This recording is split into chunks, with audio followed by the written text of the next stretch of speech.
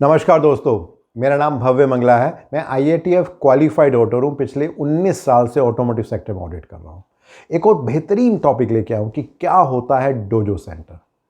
और जब तक ये वीडियो खत्म होगा आपको पता लगेगा डोजो सेंटर क्या होता है, क्या ऑब्जेक्टिव होता है इसका, कौन ट्रेनिंग दे सकता है डोजो सेंटर में, किन लोगों को इस ट्रेनिंग की आवश्यकता होती है, क्या डिफरेंट स्टेप्स होते हैं या क्या एक्टिविटीज़ होती हैं जो डोजो सेंटर में होती हैं, और किस तरह से ऑर्गेनाइजेशन बेनिफिट ले सकती है अगर इफेक्टिवली इसको इम्प्लीमेंट किया जाए।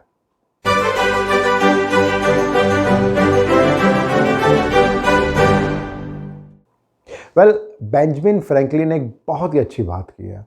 उनका कहना है कि अगर आप मुझे कुछ सिखाते हैं तो मैं भूल जाता हूँ, अगर आप मुझे उसकी डिटेल में ट्रेनिंग देते हैं तो शायद मुझे याद रहे, लेकिन अगर आप मुझे उसमें पूरी तरह से इन्वॉल्व कर लेते हैं और मुझे रियल बेसिस पे उसको कराते हैं तो मैं एक्चुअली में उसको सीखता हूँ।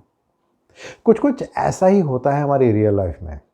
फॉर एग्ज़ाम्पल अगर हम बात करें, जब MBBS की स्टडीज़ चल रही होती हैं और जो डॉक्टर्स होते हैं तो उनको शुरू में ही मौका नहीं दिया जाता कि रियल ह्यूमन बॉडी पे वो कुछ ऑपरेशन करें या कुछ एक्टिविटी करें। सबसे पहले डेड बॉडी के ऊपर उनको मौका दिया जाता है उस चीज़ को समझने का, अंडरस्टैंड करने का, जिससे कि बाद में वो रियल लाइफ में उन सबको कर सकें।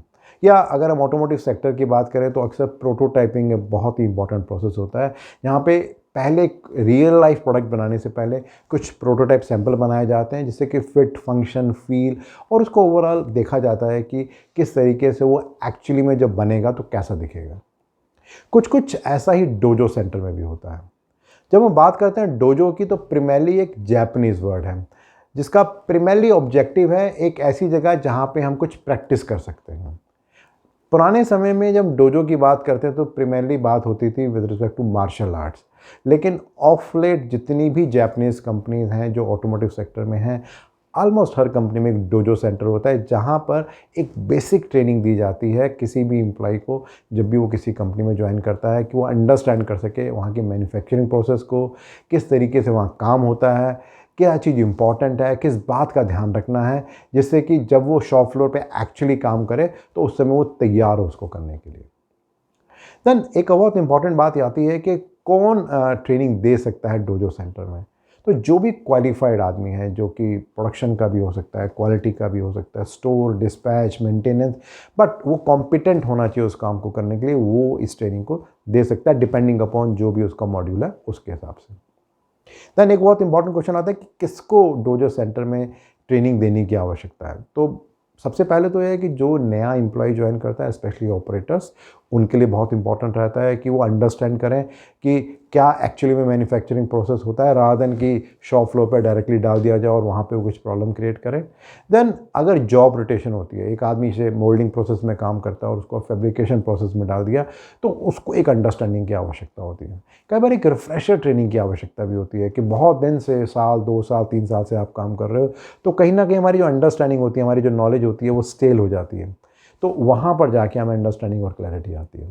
देन टेक्नोलॉजी बहुत तेज़ी से चेंज हो रही है।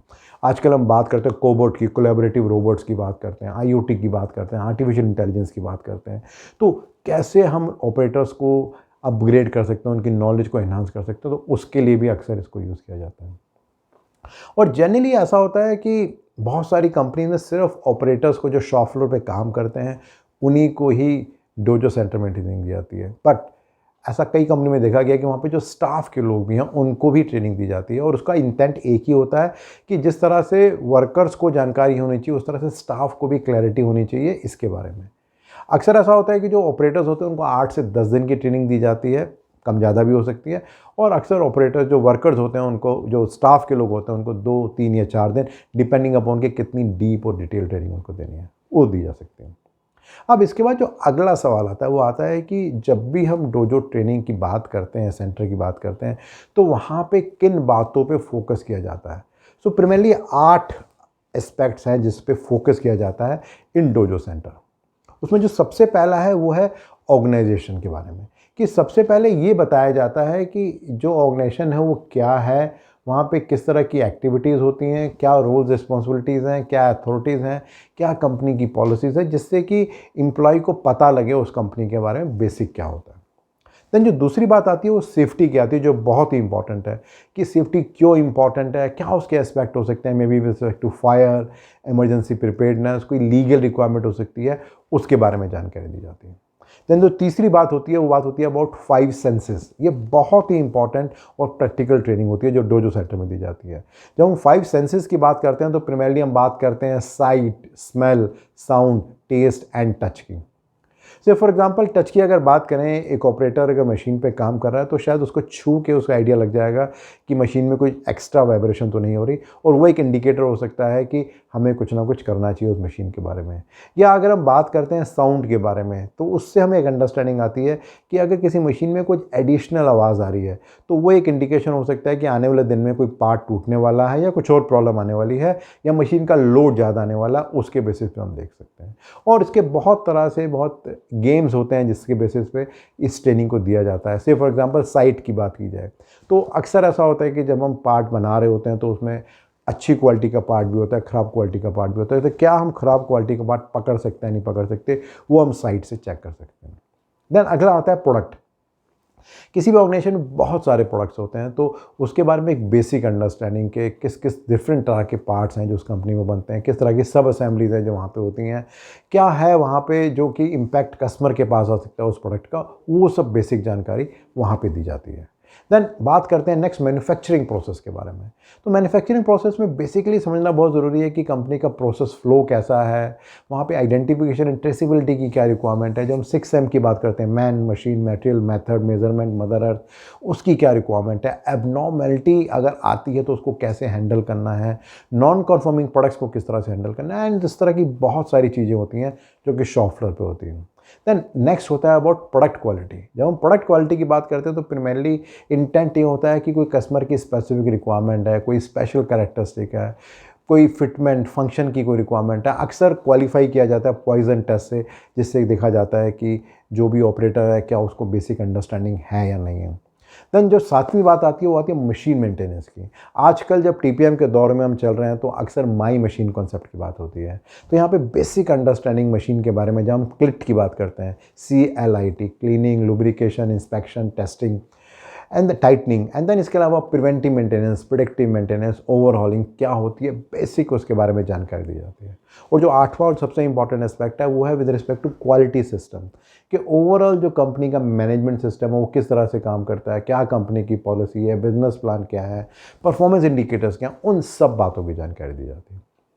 और जनरली एक बार जब ये पूरी ट्रेनिंग दे दी जाती है तो उसके बाद एक एग्जामिनेशन होता है ये देखने के लिए कि जो पहले नॉलेज थी और अब जो नॉलेज है उसमें कितना फ़र्क आया।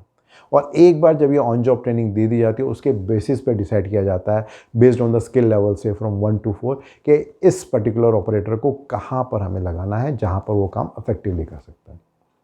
अब अगर बात करें कुछ बेनिफिट्स की कि अगर डोजो सेंटर में जो ट्रेनिंग हम देते हैं उसको इफेक्टिवली इंप्लीमेंट करें तो क्या क्या बेनिफिट हो सकते हैं, तो जो सबसे पहला है वो तो है कि जो एक नॉलेज हमारी है, जो हमारा एक स्मरण शक्ति है, उसमें इंप्रूवमेंट आती है, क्योंकि जब हम वहाँ काम करते हैं तो बहुत सारी चीज़ों को हम सीखते हैं और समझते हैं।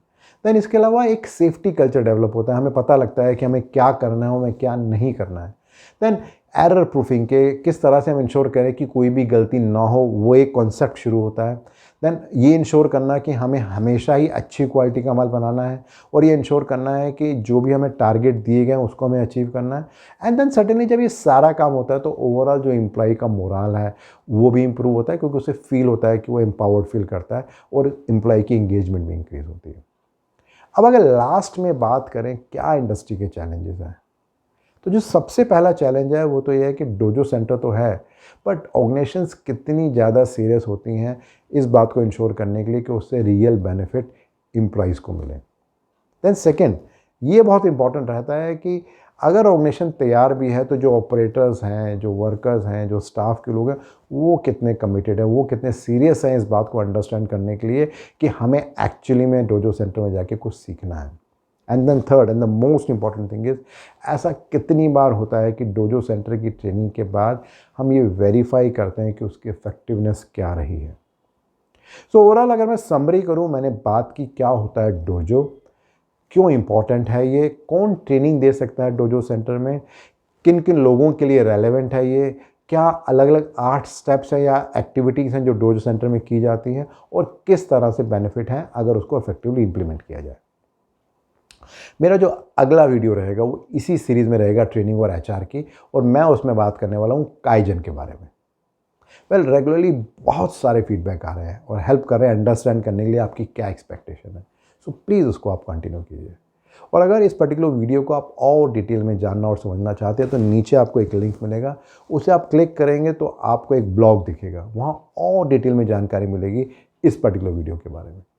और अगर आपको लगता है कि इस तरह के ब्लॉग्स एंड वीडियोस यूज़फुल हैं तो आप हमेशा अपने फ्रेंड्स एंड कोलीग से शेयर भी कर सकते हैं और मेरे यूट्यूब चैनल और मेरी वेबसाइट bhavyamangala.com को सब्सक्राइब भी कर सकते हैं। धन्यवाद।